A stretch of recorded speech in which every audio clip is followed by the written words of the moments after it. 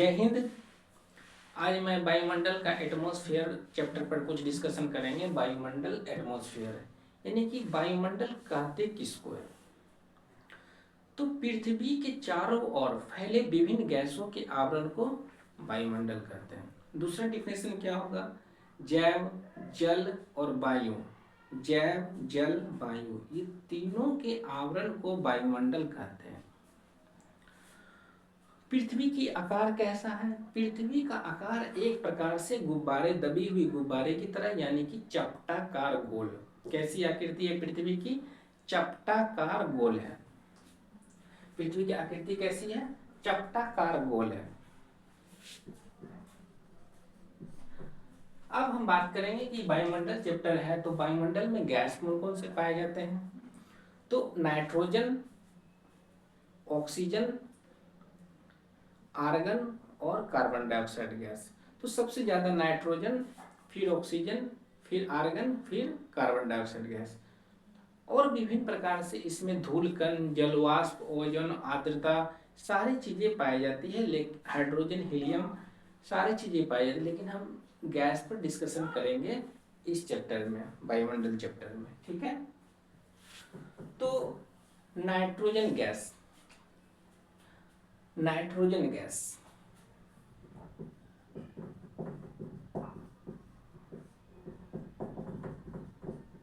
ये कहता, ये इसकी खास बात क्या है? जब हम गैस पर डिस्कशन करेंगे उसके बाद क्षोभ मंडल को ही संवहन मंडल कहते हैं, समताप मंडल, मध्य मंडल, आयन मंडल और बाह्य मंडल। इस पर डिस्कशन करें किसकी क्या खास बातें हैं, मौसम संबंधी घटनाएं किस मंडल में होती है, ये सारे प्रश्न इसमें आएंगे। तो गैस पर हम डिस्कशन करेंगे नाइट्रोजन। तो नाइट्रोजन वायुमंडल में कितना परसेंट है? तो नाइट्रोजन जो है वायुमंडल में 78.08% है। वायुमंडल में नाइट्रोजन गैस कितना परसेंट है? 78.08%। इसकी खास बात क्या है? ये वायुमंडल में कुल ऊंचाई का 128 किलोमीटर तक ये फैली हुई है, यानी कि पृथ्वी से 128 किलोमीटर की दूरी तक नाइट्रोजन गैस वायुमंडल में फैली हुई है। ओके। इसकी और खास बात क्या है कि ये पेड़ पौधे में प्रोटीन उपलब्ध कराता है। नाइट्रोजन गैस प्रोटीन निर्माण करवाता है वायुमंडल में। इसकी खास बात और क्या है? प्रोटीन निर्माण में। ओके। तो वायुमंडल में प्रश्न आएगी कि ये एक प्रकार से ना तो रंगहीन गैस है और ना ही गंधहीन गैस है। तो रंगहीन और गंधहीन गैस कौन सी पाए जाते हैं वायुमंडल में? तो नाइट्रोजन गैस वायुमंडल में पाए जाते हैं। ना तो रंगहीन है और ना ही गंधहीन गैस है।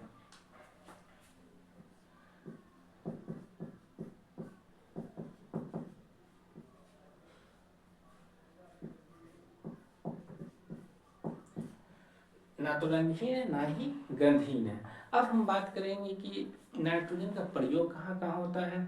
तो नाइट्रोजन की खास बात है ये है कि इसकी प्रयोग होती है टायर में हवा के रूप में, टायर में हवा के रूप में। और जितनी भी पैकेज वाली सामान आती है, कुरकुरे हुआ, चिप्स हुआ, जितनी भी पैकेज वाली सामान आएगी उसको सुरक्षित रखने के लिए, यानी कि उसमें नाइट्रोजन गैस की हवाएं भरी जाती है। तो इसमें इसकी प्रयोग की खास बात है, कुरकुरे इत्यादि आदि पैकेज में इसकी प्रयोग किया जाता है। तो ये सब नाइट्रोजन की खास बात है। इसकी कुल ऊंचाई कितने बोले थे? 128 किलोमीटर तक ये वायुमंडल में फैली है। तो ये सब नाइट्रोजन से रिलेटेड प्रश्न है। और एक और प्रश्न नाइट्रोजन का है जो सबसे और खास बात है कि नाइट्रोजन गैस जो है ना, आग जलने में मदद नहीं करती है, यानी कि आग के लिए ये हानिकारक है। ये आग जलने से रोकती है। नाइट्रोजन गैस जो है आग जलने से रोकती है और ऑक्सीजन गैस जो है आग जलने में मदद करती है। तो अब ऑक्सीजन पर हम चर्चा करेंगे कि ऑक्सीजन की खास बातें क्या क्या है। नाइट्रोजन जो है आग जलने से रोकती है।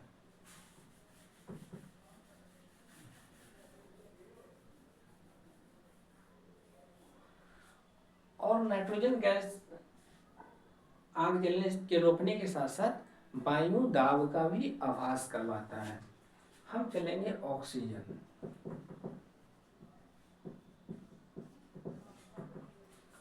ऑक्सीजन की खास बात है कि वायुमंडल में ये 64 किलोमीटर की ऊंचाई तक फैली हुई है। कितने किलोमीटर तक? 64 किलोमीटर तक।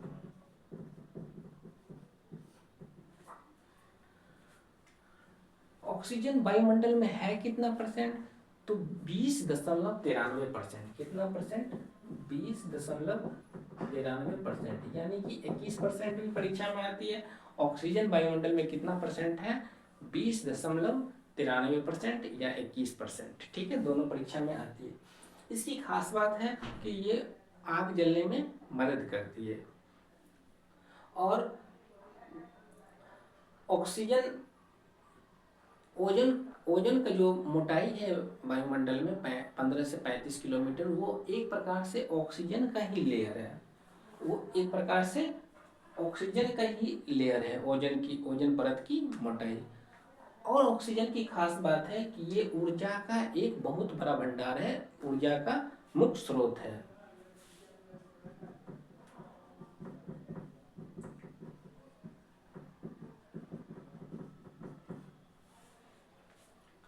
और ये खास बात है कि मानव में या जीव जंतु में शोषण के लिए लाभकारी है।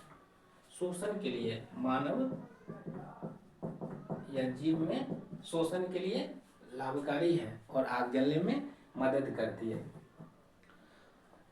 एक और प्रश्न आएगी इसमें से कि ऑक्सीजन वायुमंडल में दूसरी सबसे ज्यादा मात्रा में पाए जाने वाली गैस है, लेकिन पृथ्वी पर यानी कि भूपर पट्टी पर सबसे ज्यादा मात्रा में पाए जाने वाली कौन सी गैस है? भूपर पट्टी पर तो ऑक्सीजन। भूपर पट्टी पर सबसे ज्यादा मात्रा में पाए जाने वाली गैस है ऑक्सीजन, और वायुमंडल में दूसरी सबसे मात्रा में पाई जाने वाली गैस है। अब हम ऑक्सीजन अगर वायुमंडल में फैली है तो आग पर नियंत्रण करना मुश्किल हो जाती है। अब हम चलेंगे आर्गन गैस। तीसरी वायुमंडल में कौन सी सबसे ज्यादा है? आर्गन। आर्गन, इसकी मात्रा है वायुमंडल में 0.93%। कितना परसेंट? 0.93%, यानी कि 0.93%।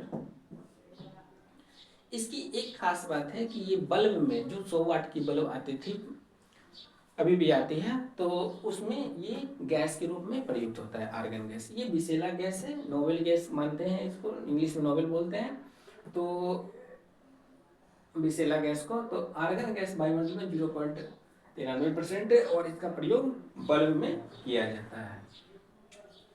अब हम बात करेंगे कार्बन डाइऑक्साइड गैस। किसकी gas? Carbon dioxide gas. Carbon dioxide gas बहुत ही इंपॉर्टेंट प्रश्न आती है कार्बन डाइऑक्साइड से। कोको कोला, जितने भी हार्ड ड्रिंक है, कोको कोला, स्प्राइट, जितने भी हैं उस सब में कार्बन डाइऑक्साइड गैस प्रयोग किए थे। इस पर चर्चा करेंगे हम। Carbon dioxide, CO2, carbon dioxide gas. Carbon dioxide gas प्रकाश संश्लेषण में मदद करती है। कार्बन डाइऑक्साइड गैस प्रकाश, इसकी मात्रा वायुमंडल में कितने हैं? 0.03 से 0.04, यानी कि 3 और 4। तो ये कार्बन डाइऑक्साइड की मात्रा वायुमंडल में 0.03 से 0.04 के बीच है। हम बात करेंगे कार्बन डाइऑक्साइड गैस एक प्रकार से सबसे भारी गैस है जो पृथ्वी के लेयर में पाया जाता है, यानी कि क्षोभ मंडल में कार्बन डाइऑक्साइड गैस पाया जाता है। तो हमें गर्मी का महसूस या आभास किस गैस के कारण होती है? तो कार्बन डाइऑक्साइड गैस के कारण गर्मी का आभास होता है। इस बात को भूलेंगे नहीं। कार्बन डाइऑक्साइड गैस प्रकाश संश्लेषण में मदद करती है। एक और ये खास बात है कि ये अम्लीय गैस है। कौन सी गैस है? ये एक प्रकार से अम्लीय गैस है।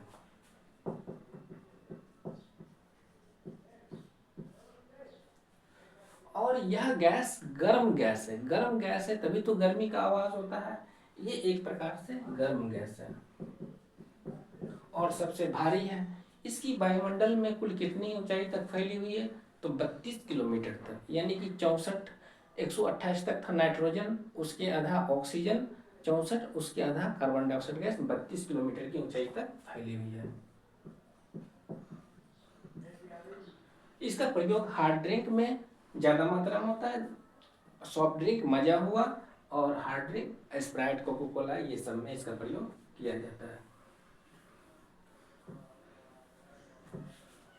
अब हम बात करेंगे एक एक गैस के बारे में। एक वायुमंडल में हाइड्रोजन गैस पाया जाता है। हाइड्रोजन वायुमंडल में जो सबसे हल्की गैस है हाइड्रोजन, तो इसको हाइड्रोजन सबसे हल्की गैस है। हल्की गैस रहने के कारण ये वायुमंडल की सबसे ऊपरी परत में पाया जाता है और हाइड्रोजन गैस को ही भविष्य का ईंधन भी बोलते हैं। यानी कि हाइड्रोजन गैस को ही भविष्य का ईंधन बोलते हैं, भविष्य का ईंधन।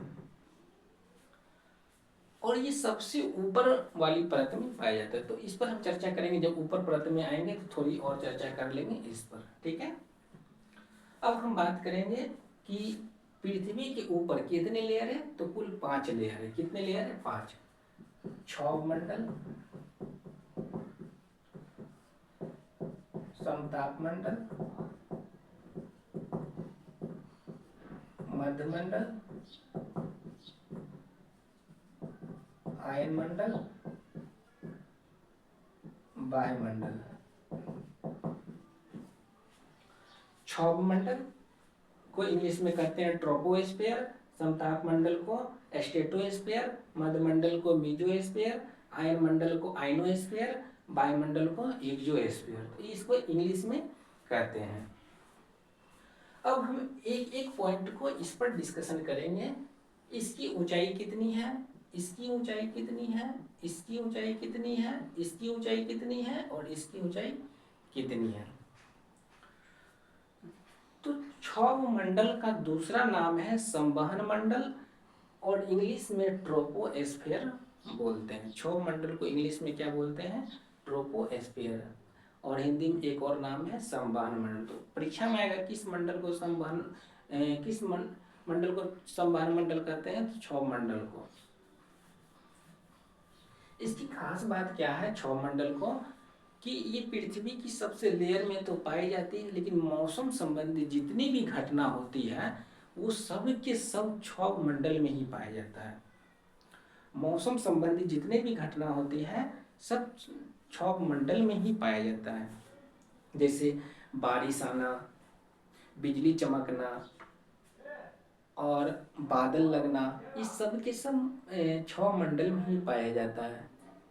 इसकी जैसी जैसी ऊंचाई बढ़ती है तो तापमान में कमी देखने को मिलता है क्षोभ मंडल का। तो इसी बात पर हम थोड़ा सा चर्चा करेंगे। इधर क्षोभ मंडल संबंधी मौसम संबंधी घटना। क्षोभ मंडल में मौसम संबंधी घटना होती है, बादल चमकना, बिजली चमकना, बारिश का आना, फुहारा आना, जलवाष्प, जितने भी घटना है सब क्षोभ मंडल में ही होती है।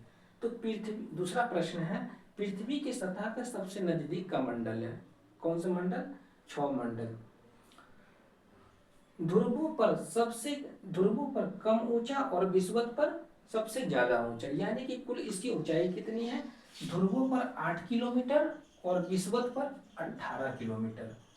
यानी कि ये जब पृथ्वी है चपटाकार गोल, तो इसकी ऊंचाई ऐसे है, ध्रुवों पर 8 किलोमीटर, विषुवत पर 18 किलोमीटर। ऐसे। तो ये जो जितने भी बादल लगना, बिजली चमकना, सब इसी मंडल में होती है। बादल लगना, बिजली चमकना सब इसी मंडल में होती है। ये बात खास है इसके लिए। जैसे जैसे ऊंचाई बढ़ेगा तो तापमान में कमी देखने को मिलेगा। तो यही हम बोलेंगे कितना। कार्बन डाइऑक्साइड गैस क्षोभ मंडल में ही पाया जाता है। कार्बन डाइऑक्साइड गैस क्षोभ मंडल में पाया जाता है। कार्बन डाइऑक्साइड गैस एक प्रकार से भारी गैस है, गर्म गैस है और यह क्षौर मंडल में ही पाया जाता है। इस मंडल की ऊंचाई बढ़ती है तो कितना तापमान में कमी देखने को मिलता है, तो 165 मीटर पर 1 डिग्री सेल्सियस तापमान कम देखने को मिलता है। इस मंडल की ऊंचाई बढ़ती है तब तापमान 165 मीटर कम देखने को मिलता है। इसकी ऊंचाई गर्मी में बढ़ जाती है और जाड़े में कम जाती है। क्यों? क्योंकि जब आर्द्रता वाली मौसम आएगा तो इसकी ऊंचाई धीरे धीरे कम जाती है और गर्मी में साफ मौसम रहने की वजह से इसकी ऊंचाई बढ़ जाती है। तो ये सब प्रश्न क्षौरमंडल से रिलेटेड है। अब हम बात करेंगे समताप मंडल। समताप मंडल की कुल ऊंचाई कितने हैं? अब समताप मंडल की कुल ऊंचाई कितने हैं? ये क्षौरमंडल था, ये समताप मंडल। इसकी कुल ऊंचाई है 50 किलोमीटर और 50 किलोमीटर। उत्तरी ध्रुव दक्षिणी ध्रुव दोनों सेम है, 50 किलोमीटर और 50 किलोमीटर। तो हम बात करेंगे कि मौसम संबंधी घटना क्षौरमंडल में होती थी, लेकिन समताप मंडल में मौसम संबंधी घटना नहीं होती है। यानी कि मौसम संबंधी घटना नहीं होती है। इस मंडल में मौसम संबंधी घटना नहीं होती है, इसीलिए इसको वायुयान यानी कि जितने भी यातायात सुविधा है हवा से रिलेटेड, यानी कि हेलीकॉप्टर, जहाजें, ये सब उड़ाने के लिए आदर्श मानी जाती है समताप मंडल को। इसमें ही वायुमंडल के ऊपर प्लेनें चलती है। ठीक है, तो मौसम संबंधी घटना नहीं होती है समताप मंडल में और वायुयान उड़ाने के लिए आदर्श मानी जाती है। ओजन O3 यह वायु की परत है। ओजन जो है O3 यह वायु की परत है, लेकिन वायु में कौन सी वायु है? ये ठंडी गैस वाली एक वायु है, ऑक्सीजन। तो ओजन जो है ऑक्सीजन का ही एक मोटी लेयर है 15 से 35 किलोमीटर के बीच, और तो ऑक्सीजन के कारण ही ये जो है ना पराबैंगनी किरणों को रोक सकती है। ओजन O3 जो वायु की परत है, जो सूर्य से आने वाली पराबैंगनी किरणों को अवशोषित करती है। ठंडी गैस से जो सूर्य से आने वाली पराबैंगनी किरणें जो है वो अवशोषित कर लेती है और गंभीर बीमारी से हमें बचाती है। सही बात है। अब हम चलेंगे पृथ्वी से उत्सर्जित होने वाली गैस। एक गैस है जो पृथ्वी से उत्सर्जित होती है, CFC। CFC का पूरा नाम है क्लोरोफ्लोरोकार्बन, जो पृथ्वी से उत्सर्जित होती है और ओजोन परत को नुकसान पहुंचाती है। पृथ्वी से उत्सर्जित होती है और ओजोन परत को नुकसान पहुंचाती है। बचाव के लिए हर साल 16 सितंबर को ओजोन डे मनाते हैं। हर साल 16 सितंबर को ओजोन डे मनाते हैं।